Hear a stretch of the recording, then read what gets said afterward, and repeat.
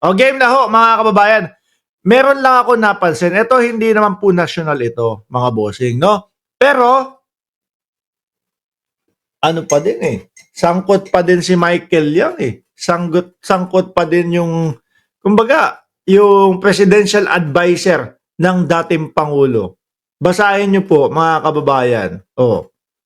Pogo and drug money rumaratsyada sa May election. Ako ho naniniwala diyan, mga kababayan, ha, na talaga namang dati pa na ano na to, natatapik na ho ito sa iba't ibang mga usapin po. Yung pogo na pera, mga bossing, papalaganapin nila yan, no? Bakit? Hahanap sila nung mga kandidato na magtatanggol at makakapagbalik ng pogo nila. Hahanap sila nung mga kandidato na ipapanalo nila upang magtanggol sa kanila, mga kababayan. Babasahin ko lang ho ito sa inyo, mga bossing, no? Sabi dito, pogo at drug money rumaratsyada sa May election. Talagang magagamit ho yan, mga kababayan. Noong nakaraang eleksyon, si congressional candidate Rose Nono Lin, no? Lin, ha? Apelidong Inchekwa. Oh, ay inakusahan ng 237 counts ng vote buying. Aba. At sa katunayan, ay naisabpi na siya ng Commission on Election. Sabi dito, inimbestigahan din si Lin ng Quezon City Police District dahil sa sumbong na kumakanlong siya ng private army. Nakakatakot pala itong tumatakbo na ito, no? Ano na ang resulta ng nasabing investigasyon ng COMELEC at QCPD? Kaya, naitanong yan ng mga kakosa ko dahil si Lin ay magre-return bout, no, ng kanyang kalaban sa May midterm election. At kumalat na naman ang akusasyon na sangkot na naman siya sa vote buying. Naku po, eto na. Hindi kaya dyan papasok yung sinasabing pogo money o drug money sa pambili ng boto, mga kababayan? Aragoy!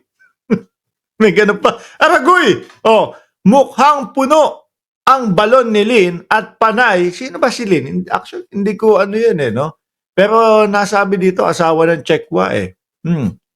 Puno ang balon ni Lin. Oh, panay palabas dito ng pitsa. O, yung pera, ibig sabihin, no, mga kababayan. Pitsa, money, o. Kung sa bagay, tuwing eleksyon, talagang uso ang gibaan at sorry na lang si Lin at nadamay siya mismo. Sanay na naman si Lin sa gibaan dahil daw si Lin ay sa akusasyon laban sa asawang si Lin, Wei Xiong, nasanggang dikit ng umano'y drug lord at pogo maintainer na si Michael Yang. Si Michael Yang ho, mga kababayan, ayan, ang Presidential Economic Advisor ni Tatay Digong na mga kasolid. Di ba? Kahit siya ay isang dayuhan. No? Matatandaan na si Yang ay nagtayo ng Los Amigos at yung Parmali din ho, mga kababayan, ha? Talagang matibay ang pagkakaibigan niyang dalawa na yan, mga bossing, no? Si Tatay Digong at si Michael Yang. Ibang klase ang pagkakaibigan niyan. Ito pa. Matatandaan na si Yang ay nagtayo ng Los Amigos Mall sa Davao City na inaprobahan ni Tatay Digong noong 2000. Siyempre, kapag kakaibigan mo, matik na yon, di ba? Subalit noong 2024, ang pangalan ni Yang ay sumulpot sa laboratory. Alam natin yan. Nabalitaan natin yan. Di ba, mga kababayan? Shabu Laboratory raid sa Dumoy, Davao City, kung saan umabot sa 76.8 kilos ng ipinagbabawal na gamot at nagkakahalaga ng 152 million ang nakumpiska por bidang yawa yan. Ano ibig sabihin nun, mga kasulid? Por bidang yawa daw. Grabe, Pero ako, naniniwala ako doon sa mga pogo money, doon sa mga drug money. Naniniwala ako kakalato yan. Hindi lang ho ngayong May election, May midterm election. Miski dati pa ho, kumakalat na yan mga kababayan. Kasi kailangan ng mga kumakandidato ng poprotekta sa kanila. Kailangan ng mga yun. Oh. Kailangan ng mga drug lord ng poprotekta sa kanila. Kailangan ng mga gumagawa ng mga illegal ng poprotekta sa kanila. At ang unang target nga niya mga yan, mga kababayan, ay yung mga tumatakbo na tumatakbo sa gobyerno. Sabi pa dito, isa sa 11 suspect na naaresto si Alan C. na siya lang marunong magtagalog ang nagsasabing walang passport. Aba, ang mga kasamahan niya dahil ang mga dokumento ay sa pangalan ni Yang. Kapag ka nga naman, ang kapit mo, Michael Yang, Presidential Economic Advisor. Naku, isang tawag lang siguro. Sabi ni Wisely, 12, Mateo 12, mga Parmali at Pogo.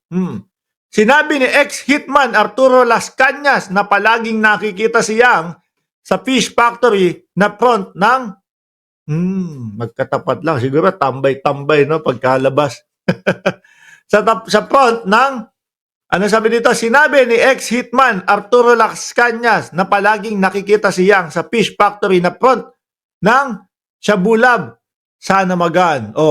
Kailangan pa bang i-memorize yan? Naku po, mga kababayan. Pero ingat-ingat po sa mga iboboto.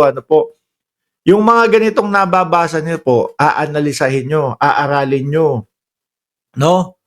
Lalo na kapag yung may pinupunto, sabi, punto mo. Lalo naman ay may pinupunto, mga kababayan. Wag tayong basta-basta huboto. Nabigyan ako ng ganito. Nabigyan ako ng ganyan. Hindi nyo alam, galing pala sa Pogo, Manny. Magaya kayo kay Harry Roque. At galing pala sa droga. Di lalong lumaganap ang droga sa inyong bayan. Anyway, naipasok ko lang ho yan, mga kababayan, dahil napansin ko, no? Basta ingat lang po sa pagboto, mga boss Chipamo, sir. Eto na! Mga bossing, umpisahan natin kay Richard Gomez. Si Richard Gomez, sabi ni Kerwin Espinosa, alam mo, yang si Richard Gomez, bata ni dating Pangulong Duterte yan. Yan. Idol niya yan, no? Bata ni dating Pangulong Duterte yan. Kasi, kung bakit naman naging viral si Kerwin Espinosa, mga kababayan, na beng-beng, na barel, mga bossing. No? Na barel, mga kababayan, si Kerwin Espinosa. At nung nasa ospital na siya, nabanggit niya nga ang pangalan na si Richard